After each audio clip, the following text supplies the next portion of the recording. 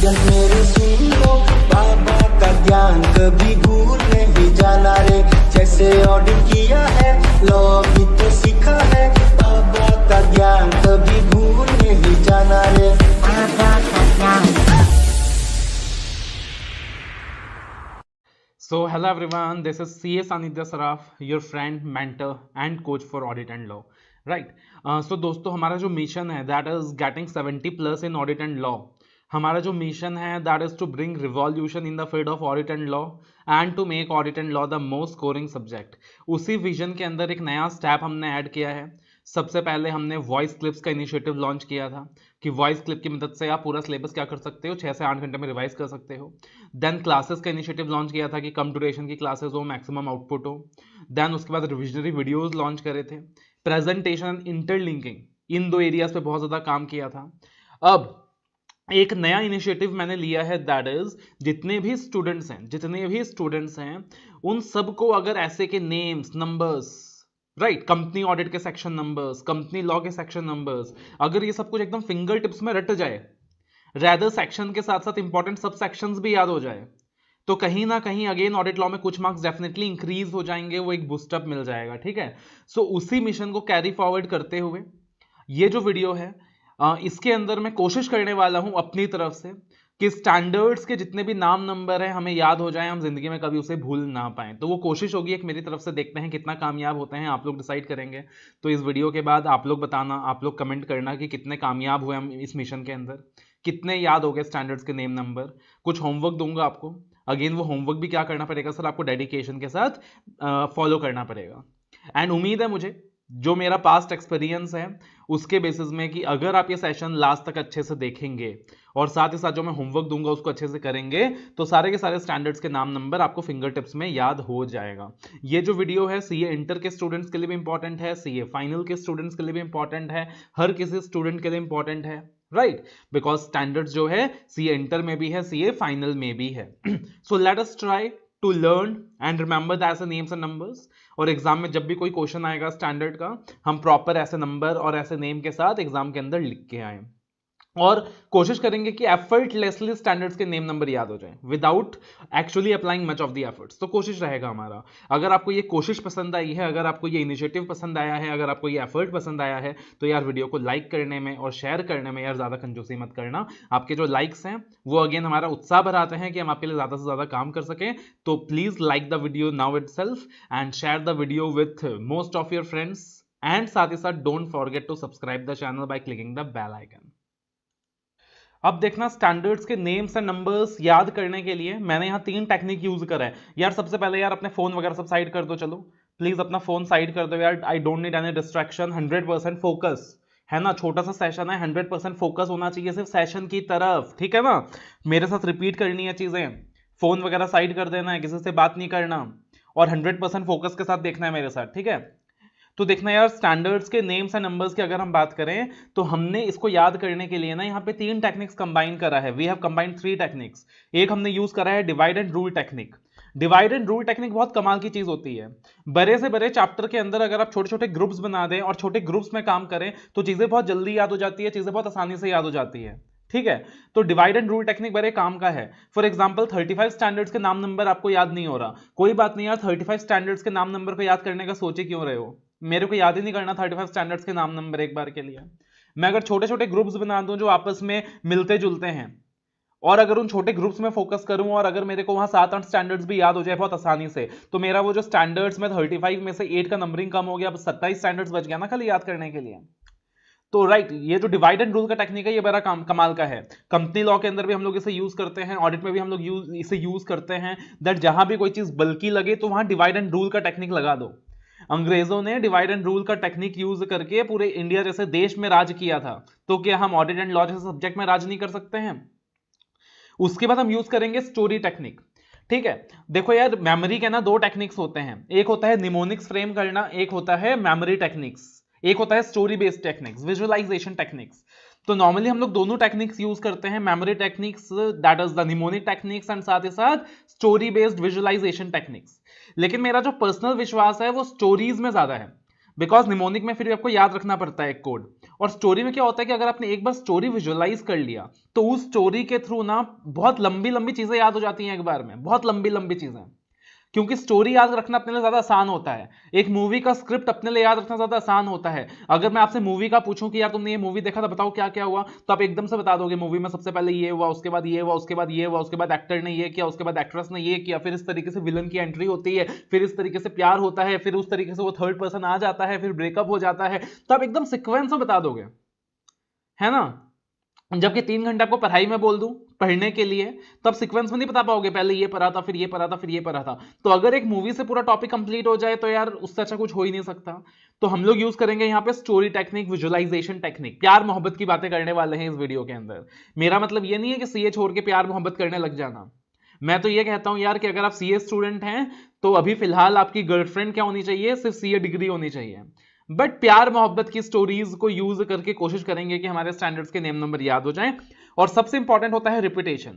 मैं चाहे कोई भी दुनिया का स्टोरी ले आऊं, कोई भी divide and rule technique use कर लूं, कोई भी निमोनिक बेस्ड टेक्निक यूज कर लूं, जब तक रिपीटेशन नहीं होगा तब तक रिजल्ट नहीं आ सकता है। तो तीसरा टेक्निक है रिपीटेशन टेक्निक, जहां पे हम बार बार रिपीट करेंगे, बार बार रिपीट करेंगे। अगर आपने इस सीरीज के अंदर मेरा पहला वीडियो देखा था जहां पे मैंने आपको कंपनी ऑडिट के sections and sub section numbers याद कराए थे, तो आपने देखा होगा कि हमने किस तरीके से रिपीट किया था चीजों को, किस तरीके से बच्चा बनकर चीजों को रिपीट किया था, और किस तरीके से मैंने आपसे कहा था कि आपने एक बच्चा बनकर चीजें रिपीट करनी है। तो उसी तरीके से क्या करना है सर, आपने रिपीटेशन टेक्निक यूज करना है। And using this 3 techniques I am going to try to make you learn the ऐसे नेम्स एंड नंबर्स। बहुत सारे टेक्निक्स हैं जिसके थ्रू मैं ऐसे के नेम्स एंड नंबर्स आपको याद करा सकता हूं, बट मैं सारी टेक्निक्स एक साथ यूज करूंगा। तुम्हारे ऊपर है, तुमको जिस टेक्निक से याद हो जाए तुम उस टेक्निक से याद कर लेना, वो मैं तुम्हारे ऊपर छोड़ दूंगा। एक रिक्वेस्ट है यार, ये वीडियो लास्ट तक देखना। अगर आपने ये वीडियो देखना शुरू कर ही दिया है तो आप इस वीडियो को लास्ट तक देखिएगा। वीडियो को लास्ट तक देख के जो होमवर्क मैंने दिया है उसको फॉलो करके आप एक जजमेंट फॉर्म करिएगा कि मेरे को स्टैंडर्ड्स के नाम नंबर याद हुआ है कि नहीं। डेफिनेटली याद होगा और हमेशा के लिए याद हो जाएगा, ठीक है। सबसे पहले हम लोग बात कर रहे हैं डिवाइड एंड रूल टेक्निक की। देखो यार, स्टैंडर्ड्स बहुत सारे हैं। ऐसे 200 से कहानी स्टार्ट होती है, ऐसे 700 की सीरीज में जाके खत्म होती है। अब आईसीआई ने आपका वर्कलोड थोड़ा सा कम कर दिया है, वरना पहले तो ऐसे 800 सीरीज भी था, देन एसएईज भी थे, एसआरईज भी था, सब कुछ था। लेकिन अब आईसीआई ने थोड़ा सा वर्कलोड कम कर दिया है और सिर्फ हमारे पास ऐसे 700 तक है। तो ऐसे 200 से लेके कहानी स्टार्ट होती है और 700 सीरीज तक चलती है। कितने सारे स्टैंडर्ड्स हैं। आप ऐसे 200 सीरीज के अंदर अगर देखेंगे तो ऐसे 200, 210, 220, 230, 240, 250, 260, 265, 299। आप 300 की सीरीज में देख लीजिए तो ऐसे 300, 315, 320, 330। 400 की सीरीज में देख लीजिए तो 402, 450। 500 की सीरीज में देख लीजिए तो 501, 505, 510, 520, 530। देन 540 से 580 सीक्वेंस में चलता है। ऐसे 600 की सीरीज में देख लीजिए तो ऐसे 600, 610, 620।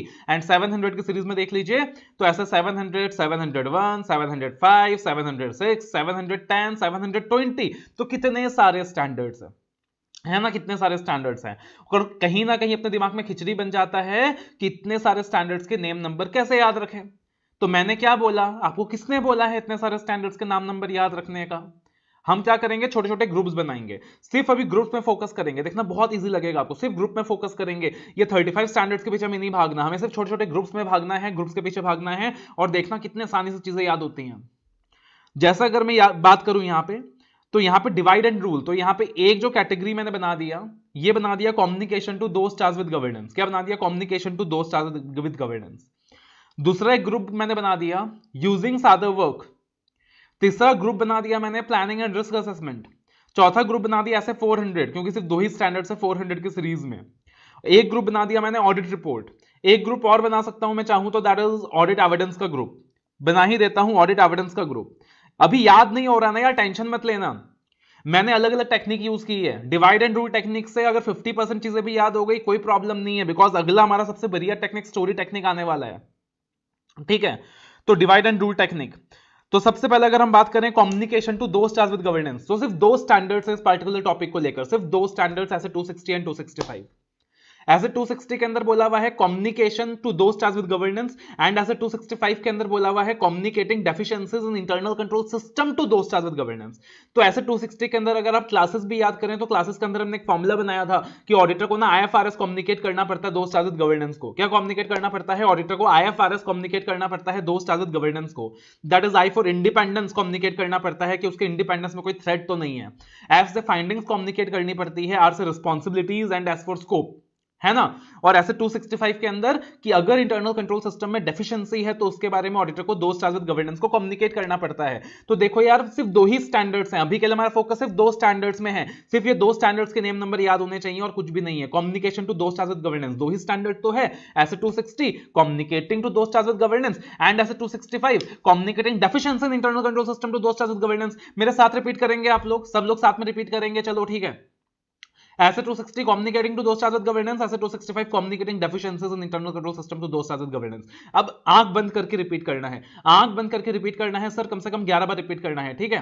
तो ऐसे 260 communicating to those charged with governance, ऐसे 265 communicating deficiencies in internal control system to those charged with governance, ऐसे 260 communicating to those charged with governance, 265 communicating deficiencies in internal control system to those charged with governance, 260 communicating to those charged with governance, 265 communicating deficiencies in internal control system to those charged with governance, 260 communicating to those charged with governance, 265 communicating deficiencies in internal control system to those charged with governance, 260 communicating to those charged with governance, 265 communicating deficiencies in internal control system to those charged with governance। अब video pause करके आगे आप complete कर सकते हो अपना वो 11 number. उसके बाद जो अगला कैटेगरी आता है यूजिंग अदर वर्क, ये वो सारे स्टैंडर्ड्स हैं जहां पे अपन किसी और का काम यूज करते हैं, है ना। तो कुल मिलाकर 5 ऐसे स्टैंडर्ड्स हैं, 5 ऐसे स्टैंडर्ड्स हैं जहां पे किसी और के काम का रेफरेंस आता है। एक है ऐसे 299, that is joint audit of financial statements, जहां पे 2 या 2 से ज्यादा लोग मिलकर काम कर रहे होते हैं, राइट। उसके बाद जो 3 प्राइमा फेसी स्टैंडर्ड्स हैं, दैट इज ऐसे 600, 610, 620, एकदम फ्लो में आता है 600, 610, 620। 600 using the work of other auditors, मैं दूसरे ऑडिटर्स का काम यूज कर रहा हूं, है ना। That is principal auditor branch auditor के काम यूज कर रहा है। SA 610 that is using the work of internal auditors, जहां पे इंटरनल ऑडिटर्स का काम यूज किया जा रहा है। और ऐसे 620 जहां पे एक्सपर्ट्स के काम को यूज किया जा रहा है, using the work of another expert. और ऐसे 402 अगर आपको याद होगा, जहां पे सर्विस ऑर्गेनाइजेशन के काम को यूज किया जा रहा है कि एक एंटिटी क्या करती है, काफी सारे एंटिटीज अपना काम आउटसोर्स कर देती है दूसरे एंटिटीज को, और जो काम आउटसोर्स करा होता है वो मटेरियल होता है। तो वो जो आउटसोर्स्ड एंटिटी है उसका हम लोग ऑडिट नहीं कर सकते हैं, तो हम लोग उसके जो सर्विस ऑर्गेनाइजेशन है, वो जो आउटसोर्स्ड एंटिटी है उसको नाम दिया गया सर्विस ऑर्गेनाइजेशन, और जिस एंटिटी का आप ऑडिट कर रहे हो उसको नाम दिया जाता है यूजर एंटिटी। तो as a auditor of user entity आपको सर्विस ऑर्गेनाइजेशन के ऑडिटर का काम यूज करना पड़ता है, याद होगा आपको। टाइप 1 रिपोर्ट, टाइप 2 रिपोर्ट पढ़ते हैं हम लोग वहां पे, क्लियर है। तो यूजिंग अदर वर्क के कैटेगरी में 5 स्टैंडर्ड्स आता है सर, दिमाग में पहले ब्रीज कर लो, दिमाग में फिक्स कर लो। यूजिंग अदर वर्क के कैटेगरी में 5 स्टैंडर्ड आता है। ऐसे 299 आता है 200 की सीरीज में से, 300 की सीरीज में से कोई भी नहीं आता, 400 की सीरीज में से कोई भी नहीं आता, 500 की सीरीज में से कोई भी नहीं आता, 600 की पूरी सीरीज उसी के ऊपर बेस्ड है। 600 की पूरी सीरीज उसके ऊपर बेस्ड है using other work. 600 using the work of other auditors, 610 internal auditors, 620 auditors expert, और 402 using the work of service organisation. Audit considerations relating to an entity using the work of service organisation. क्या नाम है standard का? Audit considerations relating to an entity using the work of service organisations. ऐसे भी बहुत आसान है, ऐसे 299 देखो 9 और 9 एक साथ जॉइंट है, 2 का मतलब एक साथ, और 9 और 9 जॉइंट है, तो ऐसे 299 क्या हो गया? Joint audit of financial statements. 600, 610, 620 एक फैमिली है, एक साथ है। 600 other auditors, 610 internal auditors, 620 expert, खाली इतना रिपीट करोगे। 600 other auditors, 610 internal auditors, 620 expert, 600 other auditors, 610 internal auditors, 620 expert। अब आंखें बंद करके क्या करना है? रिपीट करना चालू कर देना है sir. 600 other auditors, 610 internal auditors, 620 expert, 600 other auditors, 610 internal auditors, 620 expert, 600 other auditors, 610 internal auditors, 620 expert, 600 other auditors, 610 internal auditors, 620 expert। एक बार याद कर लेता हूं, कम्युनिकेशन विद दोस्त विद गवर्नेंस वाला सीरीज याद आ रहा है क्या? ऐसे क्या था वो? 260 communicating to those with governance, 265 communicating deficiencies in internal control to those with governance, और फिर 600, 610, 620, 600 other auditors, 610 internal auditors, 620 experts. और दो स्टैंडर्ड और कौन से थे? हाँ 299, 2 और 99 वो साथ था, ठीक है। Joint audit of financial statements, और साथ में क्या था? 402 दैट इज सर्विस एंटिटी। क्या था? Service entity. Audit considerations relating to an organisation, audit considerations relating to an entity using the work of service organisation. Clear है ना? उसके बाद जो अगला कैटेगरी है वो क्या है, meaning and risk assessment, planning and risk assessment, जहां पे आप प्लान करते हो और फिर आप रिस्क को असेस करते हो, प्लान करते हो, रिस्क को असेस करते हो। कभी भी ऑडिट में क्या होता है, सबसे पहले प्लानिंग जरूरी होता है। तो पहले हम प्लान करेंगे, प्लान के लिए स्टैंडर्ड कौन सा है, ऐसे 300 है, खाली इतना याद रखो, ऑडिट प्लानिंग के लिए स्टैंडर्ड कौन सा है, 300 है। सबसे पहले हम प्लान करेंगे, प्लान करने के बाद क्या करेंगे, प्लान करने के बाद क्या करेंगे, रिस्क को आइडेंटिफाई करेंगे, एंटिटी को समझेंगे, रिस्क को आइडेंटिफाई करेंगे, एंटिटी को समझेंगे, रिस्क को आइडेंटिफाई करेंगे, एंटिटी को समझेंगे, और रिस्क को समझने के बाद रिस्पॉन्सेज डिजाइन करेंगे कि अपने को कौन से ऑडिट प्रोसीजर्स परफॉर्म करना है, टेस्ट ऑफ कंट्रोल्स करना है या सब्सटेंसिव करना है। तो 300 ऑडिट प्लानिंग के लिए है। ऐसे 315 is identifying the risk of material misstatement, identifying the risk of material misstatement through understanding the entity and its environment. और ऐसे 330 क्या है, auditors responses towards the assessed risk. तो 300 के अंदर मैंने प्लानिंग कर लिया, 315 में मैंने रिस्क आइडेंटिफाई कर लिया, 330 में मैंने रिस्पॉन्सेज डिजाइन कर ली। पहले आपका फोकस ये नहीं होना चाहिए कि पूरा नाम याद हो जाए, पूरा नाम एक साथ याद करने के लिए जाओगे तो स्टार्टिंग से याद नहीं होगा। पहले लॉजिकली समझो, फ्लो बनाओ। 300 में प्लानिंग करूंगा, 315 में रिस्क आइडेंटिफाई करूंगा, 330 में रिस्पॉन्सेज डिजाइन करूंगा। क्या बोलोगे, 300 में प्लानिंग करूंगा, 315 में रिस्क आइडेंटिफाई करूंगा, 330 में रिस्पॉन्स डिजाइन करूंगा। क्या बोलोगे, 300 में प्लानिंग करूंगा, 315 में रिस्क आइडेंटिफाई करूंगा, 330 में रिस्क रिस्पॉन्सेज असेस करूंगा। तो पहले लॉजिकल सीक्वेंस बना लो मन में कि 300 में प्लानिंग करनी है सर, 315 में रिस्क आइडेंटिफाई करना है, 330 में रिस्क को जो रिस्पॉन्सेज है वो मेरे को असेस करना है, और फिर मेटलिटी का ध्यान रखना है 320 के हिसाब से, और मिस स्टेटमेंट्स को इवैल्यूएट करना है 450 के हिसाब से। तो इस तरीके से पहले कॉन्सेप्चुअल फ्लो मन में बना लो और कोशिश करो कि वो जो कॉन्सेप्चुअल फ्लो मन में बना है उसको आप बार बार रिपीट करते रहो, बार बार रिपीट करते रहो। मैं कहूंगा घर में बैठे आंख बंद करें, जिस तरीके से 51 बार हनुमान चालीसा पढ़ने से पाप धुल जाते हैं, उसी तरीके से फ्लो को भी 51 बार पढ़ने से सारे पाप धुल जाएंगे और नंबर, नाम एंड नंबर याद हो जाएगा। तो सबसे पहले मैं क्या करने वाला हूं सर, प्लानिंग करने वाला हूं, प्लानिंग करने के बाद मैं रिस्क को आइडेंटिफाई करने वाला हूं, मैं रिस्पॉन्सेज डिजाइन करने वाला हूं, मेटलिटी का ध्यान रखूंगा, मिस स्टेटमेंट। तो अब बार बार फ्लो को ध्यान रखोगे। 300 में प्लानिंग करूंगा, 315 में रिस्क आइडेंटिफाई करूंगा, 330 में रिस्पॉन्सेज में असेस करूंगा, 320 में मेटलिटी, 450 में मिस स्टेटमेंट। पहले इस फ्लो को रिपीट कर लो 10 बार, उसके बाद अब नाम में फोकस करो, फुल नेम में फोकस करो, उससे पहले मत फोकस करो। दैट इज ऐसे 300 ऑडिट प्लानिंग, ऐसे 315 identifying and assessing the risk of material misstatement through understanding the entity and its environment. As a 330 is auditors' responses to assess the risk, and as a 320 is materiality in planning and performing the audit, and 450 is evaluation of misstatements identified during the course of audit. ठीक है। 400 के standard की series में तो दो ही standard है, जिसमें 402 सर्विस ऑर्गेनाइजेशन के बारे में था और 450 मिस स्टेटमेंट के बारे में था। ऑलरेडी हमने पहले के ग्रुप्स में बना लिया है, डिस्कस कर लिया है, but to increase the retention मैंने दोबारा से 400 की सीरीज ले ली है कि 402 सर्विस एंटिटी के बारे में था। दैट इज यूजर एंटिटी के आप ऑडिटर हैं एंड सर्विस ऑर्गेनाइजेशन का काम यूज कर रहे हैं। एंड 450 क्या था sir, evaluation of miss statement identified during the audit. उसके बाद जो एक स्टैंडर्ड का सीरीज आता है दैट इज ऑडिट रिपोर्ट का सीरीज, कि अपने को क्या करना है, रिपोर्ट इशू करना है। एज ए ऑडिटर अपना अल्टीमेट ऑब्जेक्टिव क्या है, रिपोर्ट इशू करना। ऑडिट का जो डेफिनेशन था वो क्या था, audit is an independent examination of financial information of an entity whether profit making और not irrespective of size and legal structure with a view to express opinion. Opinion का मतलब या तो अनमॉडिफाइड ओपिनियन हो सकता है या तो मॉडिफाइड ओपिनियन हो सकता है, राइट। तो अब अगर आपको ये फ्लो दिमाग में बैठा लेना है कि देखो यार, ओपिनियन का मतलब या तो अनमॉडिफाइड ओपिनियन हो सकता है सर, या तो मॉडिफाइड ओपिनियन हो सकता है। अगर मैं अनमॉडिफाइड ओपिनियन देना चाहता हूं तो मेरे ऊपर ऐसा 700 लगेगा। अगर मैं अनमॉडिफाइड ओपिनियन इशू करना चाहता हूं तो मेरे ऊपर ऐसा 700 लगेगा। अगर मैं मॉडिफाइड ओपिनियन इशू करना चाहता हूं तो मेरे ऊपर 705 लगेगा। अपने ऊपर लेकर याद करो सर, मैं प्रैक्टिकली ऑडिट करने गया हूं, मैं अनमॉडिफाइड ओपिनियन इशू करना चाहता हूं, मेरे ऊपर ऐसा 700 लगने वाला है, और मैं मॉडिफाइड ओपिनियन इशू करना चाहता हूं तो मेरे ऊपर ऐसा 705 लगने वाला है।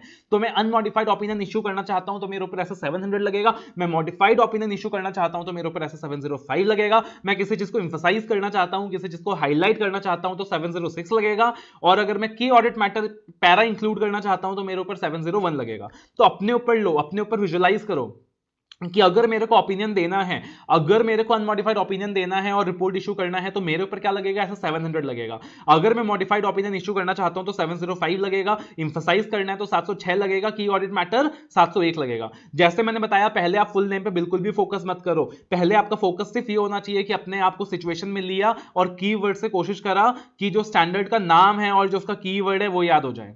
कि अनमॉडिफाइड ओपिनियन इशू करूंगा तो 700 लगेगा, मॉडिफाइड ओपिनियन इशू करूंगा तो 705 लगेगा, एम्फसाइज करना चाहता हूं तो 706 लगेगा, की ऑडिट मैटर पैरा इंक्लूड करना चाहता हूं तो 701 लगेगा। ठीक है, तो सबसे पहले वो चीज होनी चाहिए।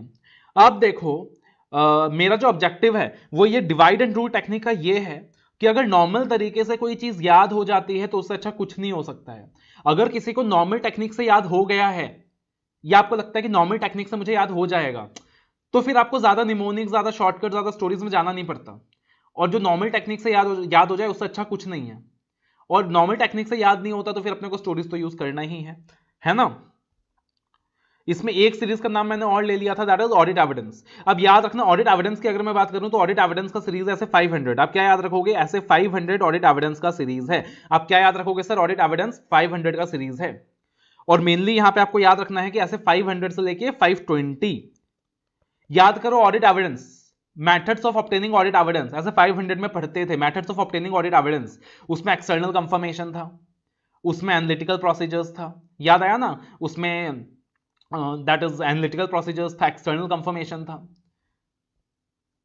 तो ऐसे 505 एक्सटर्नल कंफर्मेशन की बात करता है, ऐसे 520 एनालिटिकल प्रोसीजर्स की बात करता है, ऐसे 500 ऑडिट एविडेंस की बात करता है, ऐसे 501 भी ऑडिट एविडेंस ही है, ऐसे 501 भी ऑडिट एविडेंस ही है, लेकिन वो फिजिकल वेरिफिकेशन ऑफ इन्वेंट्री के बारे में है। तो ऐसे 501 भी ऑडिट एविडेंस ही है, लेकिन वो फिजिकल वेरिफिकेशन ऑफ इन्वेंट्री के बारे में है। और 505 एक्सटर्नल कंफर्मेशन के बारे में है, 520 एनालिटिकल प्रोसीजर्स के बारे में है। देखो याद नहीं हो रहा है, कोई प्रॉब्लम नहीं है, अभी के लिए सिर्फ कीवर्ड दिमाग में रखने की कोशिश करेंगे, ठीक है ना। तो डिवाइड एंड रूल, फिर से communication to those stars with governance. इस सीरीज में कितने स्टैंडर्ड थे सर? 2 ही स्टैंडर्ड थे, 260 265। कम्युनिकेटिंग डेफिशिएंसीज, एक तो था communicating to those stars with governance, और दूसरा था communicating deficiencies in internal control system to those stars with governance. Using other work, तो 5 स्टैंडर्ड है, 299, 600, 610, 620, 402, जिसमें 600, 610, 620 सेम फैमिली को बिलोंग करते हैं, और ऐसे 299 एंड 402 अलग फैमिली को बिलोंग करते हैं। तो जो सेम फैमिली में बिलोंग करते हैं, 600 other auditors, 610 internal auditors, 620 expert. तो SA 600 was using the work of an other auditors, 610 was using the work of internal auditors, and SA 620 was using the work of auditors expert. And SA 299 was joint audit of financial statements, SA 402 is audit considerations relating to an entity using the work of service organisation. Planning and risk assessment, तो plan करूंगा 300 के अंदर, risk को identify करूंगा 315 के अंदर। Risk को identify करने के बाद सब्सटेंसिव प्रोसीजर या टेस्ट ऑफ कंट्रोल जो रिस्पॉन्सेज है वो डिजाइन करूंगा 330 के अंदर। मैटेलिटी का ध्यान रखना 320 के हिसाब से, और 450 के हिसाब से मिस स्टेटमेंट्स को इवैल्यूएट करना है। तो ऐसे 300 ऑडिट प्लानिंग, ऐसे 305 15 that is identifying and assessing the risk of material misstatement through understanding the entity and its environment. 330 is responses towards the assessed risk. 320 is materiality in planning and performing the audit. And 450 is evaluation of misstatements identified during the audit. जितना याद हो रहा है उतना याद रखते रहो। 400 की सीरीज में 2 ही स्टैंडर्ड थे, दोबारा से फोकस कर लेंगे। 402 that is user entity service organisation, 450 evaluation of misstatement. फिर ऑडिट रिपोर्ट का जो सीरीज था, तो अपने को ओपिनियन देना है, ओपिनियन अनमॉडिफाइड देना है तो 700 लगेगा, मॉडिफाइड देना है तो 705 लगेगा। अगर ओपिनियन फॉर्म करते हैं फाइनेंशियल स्टेटमेंट के ऊपर तो ऐसा 700 ही लगता है। तो ऐसा 700 का नाम है forming an opinion, forming an opinion, right. ऐसा 700 का क्या नाम है sir? Forming an opinion and reporting on financial statements. तो मेरे को ओपिनियन फॉर्म करना है और रिपोर्ट करना है फाइनेंशियल स्टेटमेंट्स के ऊपर। Forming an opinion and reporting on financial statements. अगर स्टैंडर्ड का जो नाम है वो बड़ा है तो आप ब्रेकअप कर लो, पहले ओपिनियन फ्रेम करना है और फिर रिपोर्ट करना है फाइनेंशियल स्टेटमेंट्स के ऊपर। 705 क्या है? Modified, that is modification of opinion in the independent auditors report. हर जगह आपको इंडिपेंडेंट ऑडिटर्स रिपोर्ट वर्ड दिखाई देता है। Modification of opinion in the independent auditors report. 706 क्या है? Emphasis of matter paragraph and other matter paragraph in the independent auditors report. और 701 क्या है? Key audit matters paragraph in the independent auditors report. फिर audit evidence का जो series है 500, 501, 505, 520, 500 that is audit evidence, 501 that is audit evidence once again but specific consideration inventory के regarding, 505 is external confirmation, 520 is analytical procedures. ठीक है, तो ये हो गया नॉर्मल तरीके से, ये हो गया नॉर्मल तरीके से। अब थोड़ा सा देसी तरीका यूज कर रहे हैं, मॉडर्न तरीका यूज कर रहे हैं, रादर स्टोरी टेक्निक यूज कर रहे हैं। अब देखना यार, बहुत ही इंटरेस्टिंग किस्सा है, बहुत ही इंटरेस्टिंग कहानी है यार, मजा आएगा आपको। ठीक है, अपने ऊपर आप ले सकते हो, अपने ऊपर स्टोरी विजुअलाइज कर सकते हो।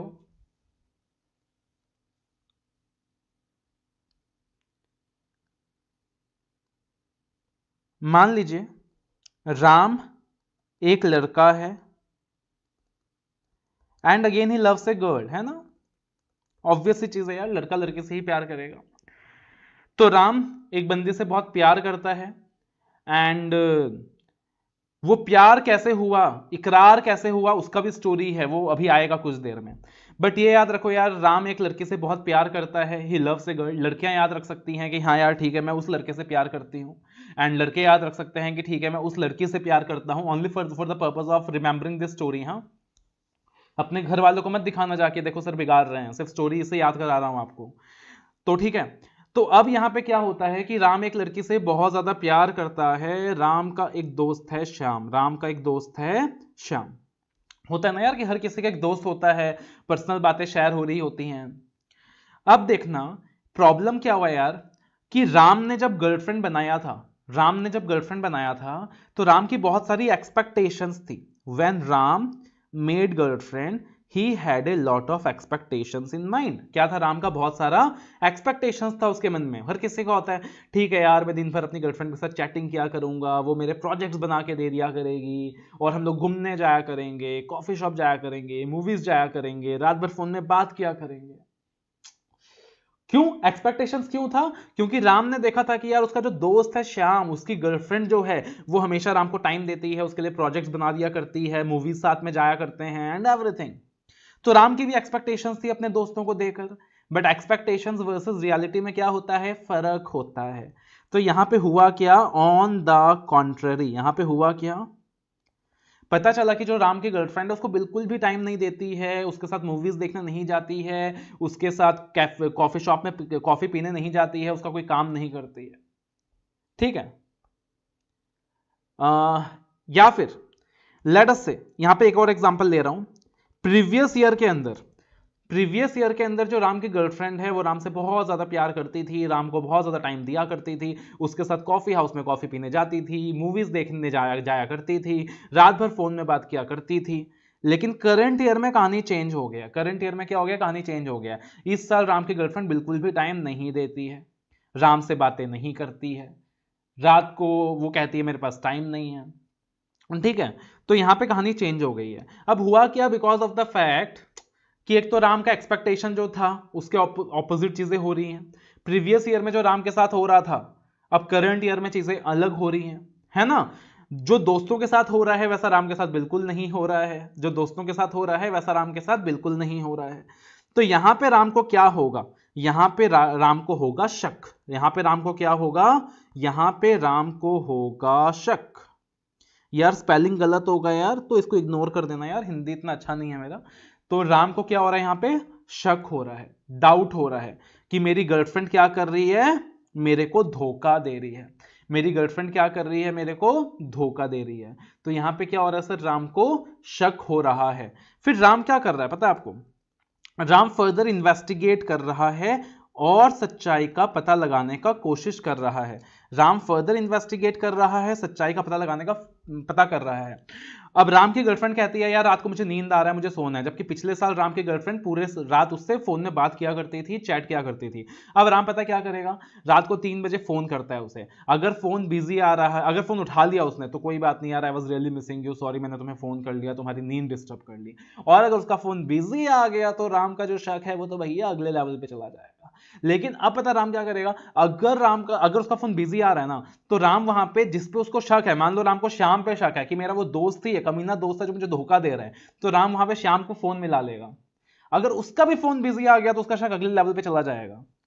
तो वो क्या कर रहा है, फर्दर इन्वेस्टिगेट कर रहा है। आपको पता है ये जो पूरा स्टोरी मैंने आपको सुनाया है ऑडिट के अंदर, इस चीज को हम एनालिटिकल प्रोसीजर कहते हैं। ये जो पूरा स्टोरी मैंने आपको सुनाया है ऑडिट के अंदर क्या कहते हैं सर, इस चीज को एनालिटिकल प्रोसीजर कहते हैं। जहां पे ऑडिटर क्या करता है सर, कंपैरिजन करता है कंपनी के फाइनेंशियल्स को प्रीवियस ईयर के फाइनेंशियल्स के साथ। जो कंपनी ने एक्सपेक्टेशंस बिल्ड की थी, जो बजट्स बनाया था, उसको एक्चुअल के साथ कंपेयर किया जाता है, प्रीवियस ईयर के फिगर को करंट ईयर के फिगर्स के साथ कंपेयर किया जाता है। और अगर वहां पे ज्यादा फ्लक्चुएशन होता है, अगर वहां पे ज्यादा डिविएशन होता है, तो वहां पे ऑडिटर को क्या करना पड़ता है सर, ज्यादा इन्वेस्टिगेशन करना पड़ता है। तो उस टेक्निक का नाम क्या होता है, analytical procedure, comparing the previous year figures with the current year figures, comparing with the industry figures, है ना, comparing the actual with the standards, and if there are major fluctuations doing the investigations, तो उस technique को नाम क्या दिया गया है, एनालिटिकल प्रोसीजर्स दिया गया है। तो यहां पे ये जो कहानी है ये क्या है, एनालिटिकल प्रोसीजर है, ऐसे 520, इतना याद रखना अभी के लिए।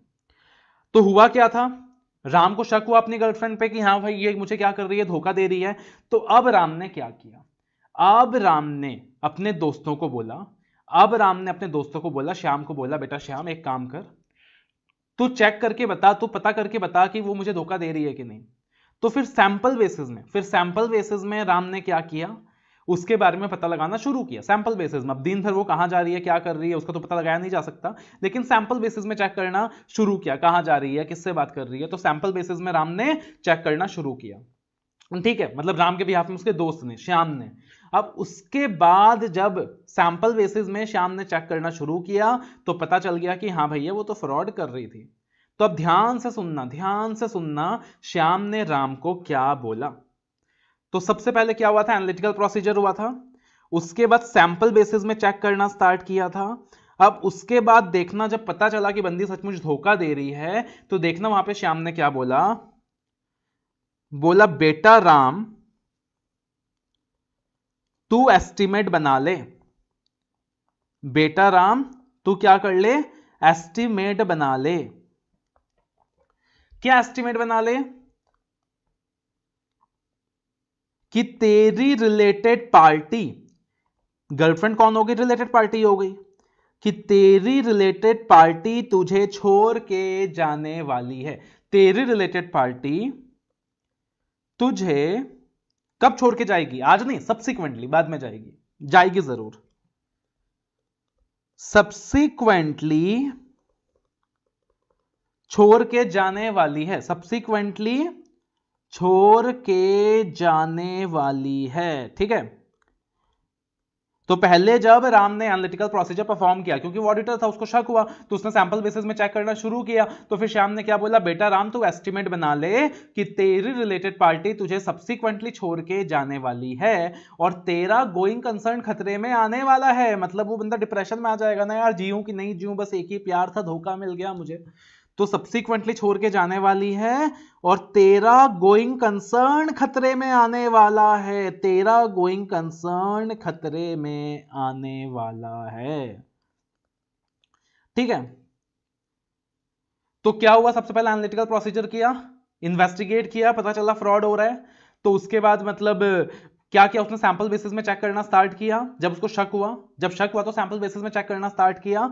तो श्याम ने क्या बोला, बेटा राम तो एस्टिमेट बना ले कि तेरी रिलेटेड पार्टी तुझे सब्सिक्वेंटली छोड़ के जाने वाली है और तेरा गोइंग कंसर्न खतरे में आने वाला है। तो ऐसे 520 किसके बारे में है सर, एनालिटिकल प्रोसीजर के बारे में है। ऑडिट सैंपलिंग ऐसे 530 है, एस्टिमेट के ऊपर ऐसे 540 है, रिलेटेड पार्टी ऐसे 550 है, सब्सिक्वेंट इवेंट ऐसे 560 है और गोइंग कंसर्न ऐसे 570 है, जिसमें बाकी सारे स्टैंडर्ड्स के नाम तो बहुत ही छोटे छोटे से हैं, प्यारे प्यारे से हैं, याद रखना बहुत इजी है। 520 analytical procedures, 530 audit sampling, 550 related, 540 estimate के रिगार्डिंग है। बस उसी का नाम याद करने में आपको पापर बेलना पड़ता है। 550 रिलेटेड पार्टीज है, 560 सब्सिक्वेंट इवेंट्स है, 570 गोइंग कंसर्न है। तो ये फ्लो दिमाग में बैठा लो, एक बार नहीं 11 बार रिपीट कर लो। अच्छा, एनालिटिकल प्रोसीजर परफॉर्म करा, शक हुआ तो सैंपल बेसिस में चेक किया, तो दोस्त ने बोला बेटा तू अभी से एस्टिमेट बना ले कि तेरी रिलेटेड पार्टी तुझे सब्सिक्वेंटली छोड़ के जाने वाली है और तेरा गोइंग कंसर्न खतरे में आने वाला है। तो अभी से फ्लो बना लो, ठीक है। तो वो फ्लो दिमाग में बना लेना है, 11 बार रिपीट कर लेना है कि एनालिटिकल प्रोसीजर परफॉर्म किया, सैंपल बेसिस में चेक किया, दोस्त ने बोला कि बेटा तू अभी से एस्टिमेट बना ले कि तेरी रिलेटेड पार्टी तुझे सब्सिक्वेंटली छोड़ के जाने वाली है और गोइंग कंसर्न खतरे में आने वाला है। तो एनालिटिकल प्रोसीजर ऐसे 520, सैंपल इज ऐसे 530, एस्टिमेट इज ऐसे 540, रिलेटेड पार्टी इज ऐसे 550, subsequent event is 560 and going concern is 570, ठीक है। बस 540 के नाम पे मेहनत करनी है, that is auditing accounting estimates. क्या कर रहे हैं अपन, ऑडिट कर रहे हैं accounting estimates including fair value estimates and related disclosure. तो बस उस नाम पे मेहनत करनी है। अब उसके बाद राम ने क्या किया, अब राम को रिस्क रियलाइज हुआ कि हाँ भाई मेरा गोइंग कंसर्न खतरे में है, वो मुझे धोखा दे सकती है। तो राम ने उसको बोला कि तू मुझे रिटर्न में दे दे, रिटर्न रिप्रेजेंटेशन दे दे, लिख के दे दे कि तू मुझे धोखा नहीं देने वाली है, तू मुझे लिख के दे दे कि तू मुझे धोखा नहीं देने वाली है। तो यहां पे क्या हो गया, रिटर्न रिप्रेजेंटेशन हो गया। यहां पे क्या हो गया सर, रिटर्न रिप्रेजेंटेशन हो गया, दैट इज ऐसे 580।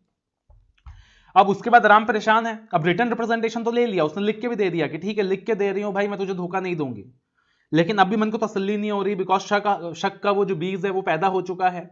तो अब राम क्या कर रहा है, अब राम बाकियों की हेल्प ले रहा है, अपने बाकी दोस्तों की हेल्प ले रहा है, अदर ऑडिटर्स की हेल्प ले रहा है, ऐसे 600 इंटरनल ऑडिटर्स की हेल्प ले रहा है, ऐसे 610 ऑडिटर्स एक्सपर्ट की हेल्प ले रहा है, ऐसे 620। इनकी हेल्प लेकर राम को क्या करना है, ओपिनियन फ्रेम करना है इन 700 सीरीज। इनकी हेल्प लेकर राम को क्या करना है सर, ओपिनियन फ्रेम करना है इन 700 सीरीज। इनकी हेल्प लेकर राम को ओपिनियन फ्रेम करना है इन 700 सीरीज। अब राम ने सोचा था, राम की एक्सपेक्टेशन क्या थी, राम की एक्सपेक्टेशन ये थी कि अपनी गर्लफ्रेंड के बारे में अनमॉडिफाइड ओपिनियन एक्सप्रेस कर दूंगा इन ऐसे 700। राम की ओपिनियन ये थी कि अपने गर्लफ्रेंड के बारे में अनमॉडिफाइड ओपिनियन एक्सप्रेस कर दूंगा इन ऐसे 700, लेकिन एक्चुअल में जो होता है that is always against the expectations, right. Actual में जो होता है that is always against the expectations. हालांकि मैं कोशिश करूंगा कि हमारी क्लासेस के अंदर जो एक्चुअली आपने सोचा है वैसा ही आपको रिजल्ट मिले, तो हमेशा ऐसा नहीं होता यार, कभी कभी होता है, ठीक है। तो लेकिन एक्चुअल में क्या हुआ, एक्चुअल में यह हुआ कि राम को मॉडिफाइड ओपिनियन देना पड़ रहा है इन ऐसे 705।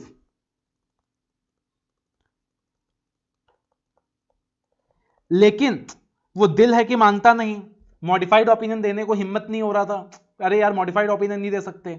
तो उसने क्या कर दिया, Infosys of matter para and other matter para में डाल के छोड़ दिया उस चीज को, ऐसे 706 के अकॉर्डिंग, और सोचा कि एक काम करता हूं की ऑडिट मैटर में डालने का सोच लेता हूं एज पर 701, लेकिन यार मॉडिफाई नहीं करूंगा, ठीक है।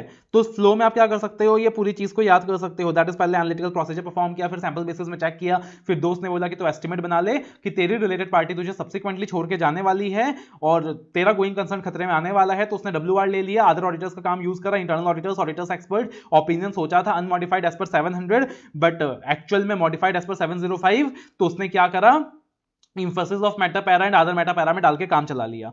अब जो भी हमने अभी तक याद किया है using the divide and rule technique, using the story technique, एक बार फटाफट देख लेते हैं, फटाफट फटाफट फटाफट। फिर लास्ट स्टोरी अपना एक ही बार में हमेशा के लिए याद करना है सर, इसलिए ज्यादा मेहनत कर रहे हैं।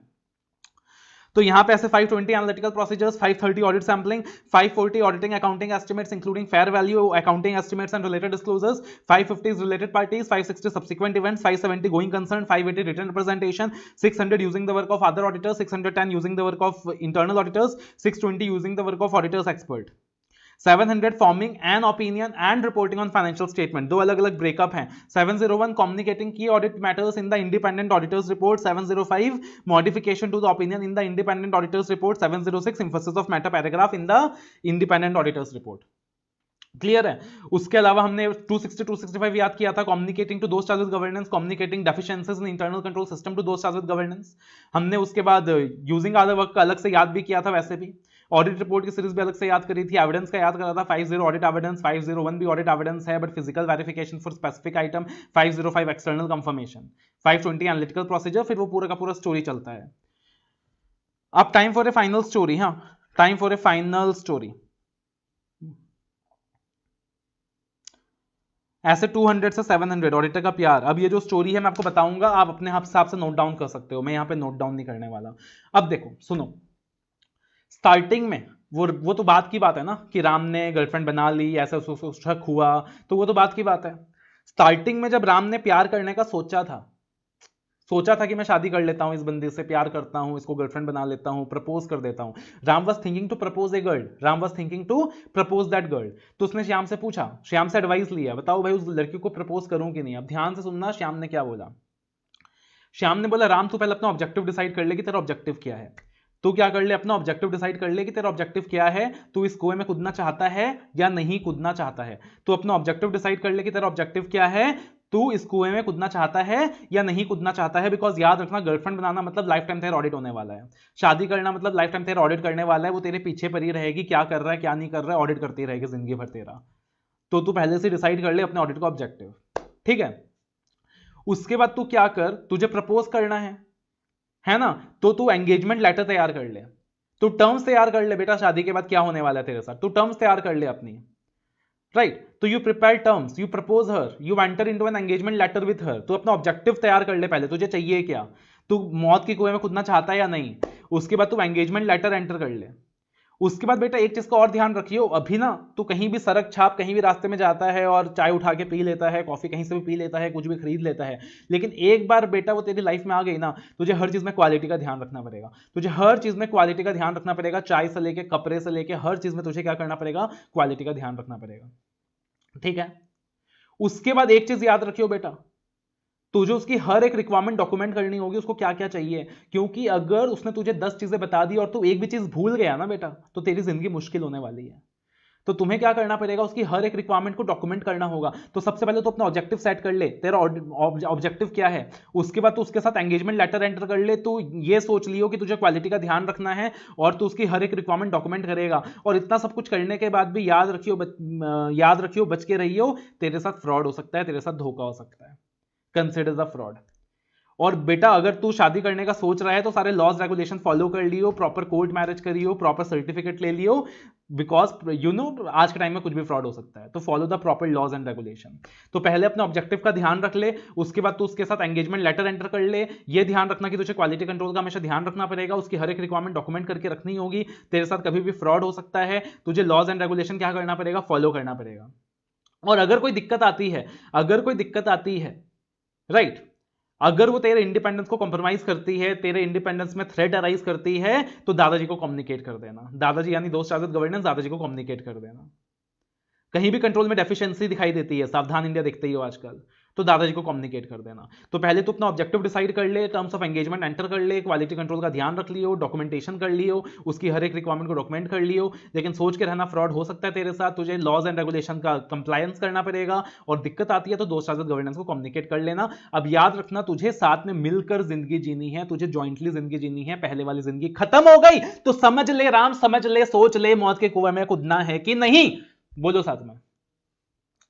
तो सबसे पहले क्या बोला बेटा राम, तो अपना ऑब्जेक्टिव डिसाइड कर ले, मौत के कुएं में कूदना है कि नहीं। तू अपना ऑब्जेक्टिव डिसाइड कर, मौत के कुएं में कूदना है कि नहीं। फिर तू एंगेजमेंट लेटर एंटर कर ले, फिर तू ये सोच लेना कि क्वालिटी कंट्रोल का ध्यान रखना पड़ेगा, उसकी सारी रिक्वायरमेंट डॉक्यूमेंट करके रखनी होगी लिख के, और तेरे साथ फ्रॉड भी हो सकता है, लॉ रेगुलेशन फॉलो करना पड़ेगा, दोस्त साथ विद गवर्नेंस को कम्युनिकेट करना है कुछ भी दिक्कत हो तो, और ज्वाइंटली तुम लोग को अपनी जिंदगी निभानी है। ये चीज आपके माइंड में फ्लो बनना चाहिए। कम से कम 11 बार रिपीट करोगे, 10 दोस्तों को जाके ये स्टोरी बताओगे। तुझे पता है मेरे एक दोस्त की कहानी है, मैंने उसको समझाया था बेटा पहले ऑब्जेक्टिव के बारे में सोच ले, एंगेजमेंट लेटर एंटर कर ले, डॉक्यूमेंट क्वालिटी कंट्रोल का ध्यान रख ले, डॉक्यूमेंट कर ले, फ्रॉड ना करियो, लॉज रेगुलेशन फॉलो कर ले, और कुछ भी दिक्कत हो तो दोस्त साथ गवर्नेंस को कम्युनिकेट कर देना। तेरे को ज्वाइंटली जिंदगी निभानी है। This is the first part of the advice that the Shyam give to Ram SA 200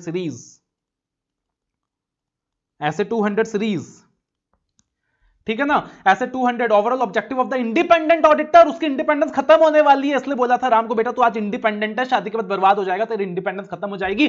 सोच ले overall objective of the independent audit and the conduct of an audit in accordance with financial in audit of financial statement. SA 210 agreeing the terms of audit engagement, SA 220 quality control in an audit of financial statement, SA 230 audit documentation, SA 240 auditors responsibilities in relation to fraud in an audit of financial statement, SA 250 consideration of laws and regulation in an audit of financial statement, ऐसे 260 communicating those charged governance, and 265 communicating deficiencies in internal control system to those charged governance, 299 joint audit of financial statements।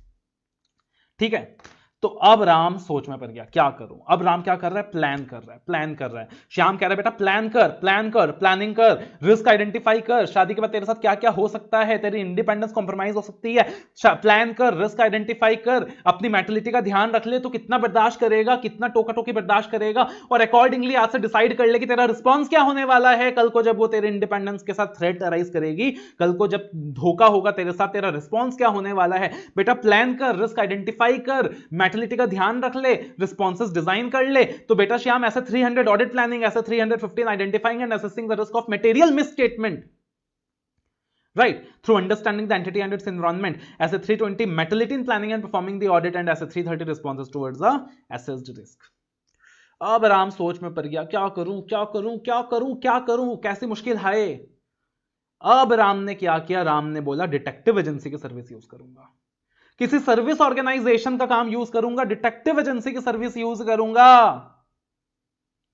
Right.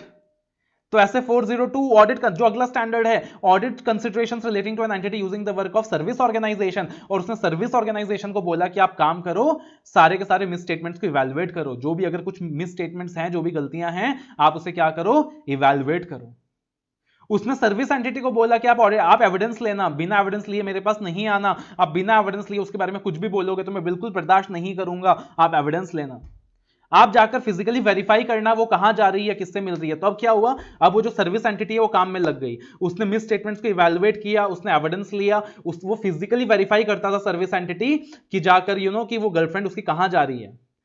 अगर उसकी girlfriend एक restaurant में बैठी है तो external confirmation भी लिया करते थे किसके साथ बैठी है।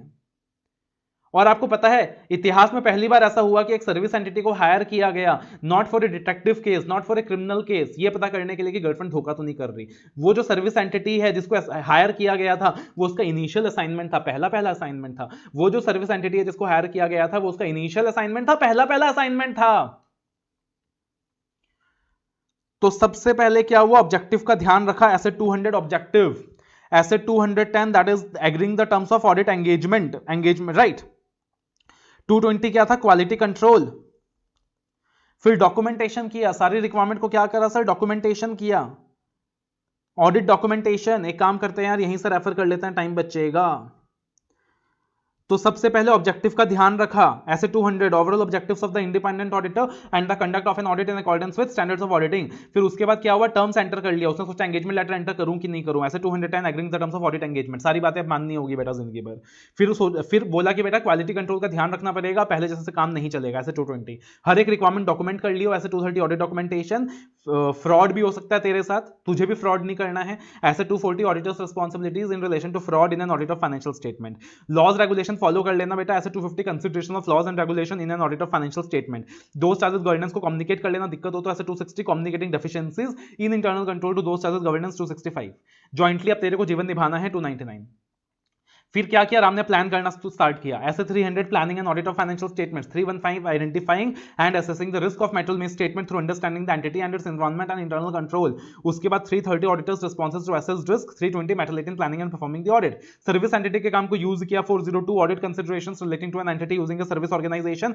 सर्विस एंटिटी ने मिस स्टेटमेंट्स इवैल्यूएट करना स्टार्ट कर दिया। 450 evaluation of miss statements identified during the audit. फिर एविडेंस लेने के लिए बोला तो सर्विस एंटिटी एविडेंस लेने में जुट गई, ऐसे 500 ऑडिट एविडेंस लेने के लिए फिजिकली वेरिफिकेशन किया, specific consideration for specific items, जिसमें 3 चीजें हैं, फिजिकल वेरिफिकेशन है, लिटिगेशन है, क्लेम है। फिर एक्सटर्नल कंफर्मेशन लेना स्टार्ट किया 505, और वो उनका इनिशियल ऑडिट एंगेजमेंट था, पहला ऑडिट एंगेजमेंट था। 510 initial audit engagement opening balances. 520 से फिर वो कंपैरिजन वाली चीज स्टार्ट होती है, एनालिटिकल प्रोसीजर, सैम्पलिंग। फिर दोस्त ने बोला बेटा तो एस्टिमेट बना ले कि तेरे रिलेटेड पार्टी तुझे सब्सिक्वेंटली छोड़ के जा सकती है, तेरा गोइंग कंसर्न खतरे में आ सकता है, WR ले लिया। तो 520 analytical procedure, 530 audit sampling, 540 auditing accounting estimates including fair value accounting estimates and related disclosure, 550 related parties, 560 subsequent events, 570 going concern, 580 written representation, 600 using the work of other auditor की, तो other auditor का काम use करा, 610 internal auditor, 620 expert. सोचा था 700 के अंदर unmodified opinion बनाएगा, forming an opinion and reporting, लेकिन बनाना पड़ गया modified opinion। 705 modification to the opinion in the independent audit financial statement, लेकिन जी नहीं मान रहा था तो उसने emphasize कर दिया 706 emphasis of matter paragraph in the independent auditors report, 701 इसकी audit matter। लेकिन ऐसा क्यों हुआ, ऐसा इसलिए हुआ कि उसने कंपेयर किया, कंपैरेटिव इंफॉर्मेशन किया। अगर वो कंपेयर नहीं करता तो कभी उसके मन में शक पैदा नहीं होता, कभी वो सैंपलिंग नहीं करता, कभी एस्टिमेट नहीं बनता, कुछ नहीं होता। तो 710 कंपैरेटिव इंफॉर्मेशन, 710 कंपैरेटिव इंफॉर्मेशन। और फाइनली लास्ट में स्टैंडर्ड है 720 auditors responsibilities relating to other information. So we have used all the techniques।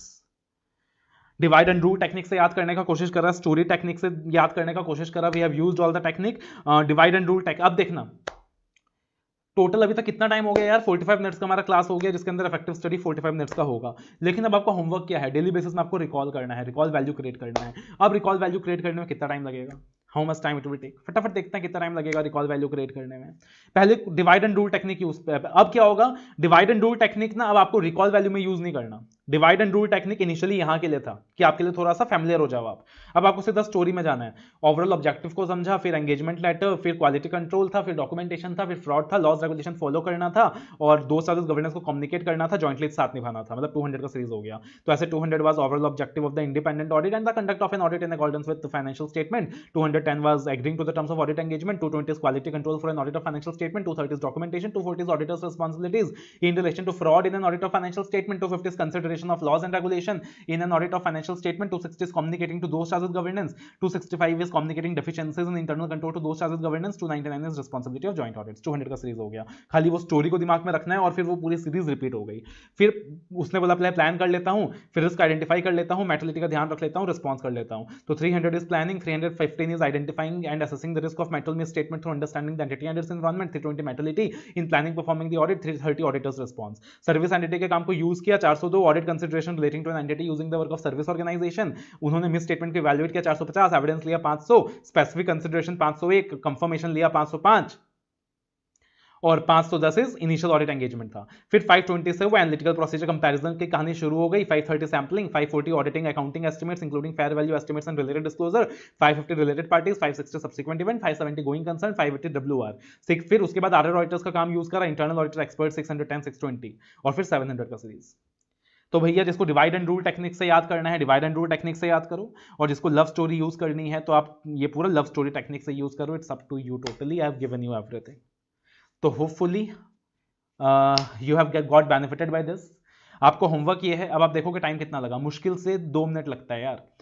अगर आप एक बार हैबिचुएटेड हो जाओ ना तो मुश्किल से आपको दिन में 2-3 मिनट देना है, वो स्टोरी को एक बार दिमाग में रखना है, एक बार रिपीट वैल्यू क्रिएट करनी है। पहला दिन 5 मिनट लगेगा, दूसरा दिन 4 मिनट लगेगा, तीसरे दिन से 2 मिनट लगेगा। और अगर 5 मिनट आपको स्टैंडर्ड्स में लग रहा है, 5 मिनट आपको कंपनी ऑडिट में लग रहा है, टोटल मिला के मान लीजिए 15 मिनट लग रहा है। अगर आपको 15 मिनट भी लग रहा है और अगर आप एक हफ्ते तक ये जो स्टैंडर्ड्स और कंपनी ऑडिट की मैंने टेक्निक्स दी है, अगर आप 1 हफ्ते तक लगातार इसको रिपीट करोगे तो 1 हफ्ते के बाद ये आपके खून में बस चुका होगा, आप कभी भूल नहीं पाओगे। फिर हफ्ते में 1 दिन कर लेना, काम चल जाएगा। तो क्या 15 मिनट हम दिन का नहीं दे सकते टू इंश्योर कि अपने को सारे स्टैंडर्ड्स के नाम नंबर याद हो जाए और कंपनी ऑडिट के सेक्शंस विद सब सेक्शन याद हो जाए? क्या 15 मिनट दिन का नहीं दे सकते? दे सकते हैं, और आज से देंगे, हर कोई देगा, कमिटमेंट है आपको। मैं फालतू का मेहनत नहीं कर रहा हूं, अगर आपसे रिस्पॉन्स नहीं मिलेगा तो मेरी ये मेहनत बेकार है। तो उम्मीद करता हूं कि आप भी सपोर्ट करेंगे, आप भी चीज़ें याद करेंगे, आप भी एग्जाम में ऐसा लिख के आएंगे और चीज़ें याद रखेंगे, डेली बेसिस में कमिटमेंट देंगे, अपना प्यार देंगे, अपना सपोर्ट देंगे, वीडियो को लाइक करेंगे, बहुत सारा वीडियो को शेयर करेंगे, चैनल को सब्सक्राइब करेंगे और साथ ही साथ ऑडिट में 70+ लेके आएंगे। All the best.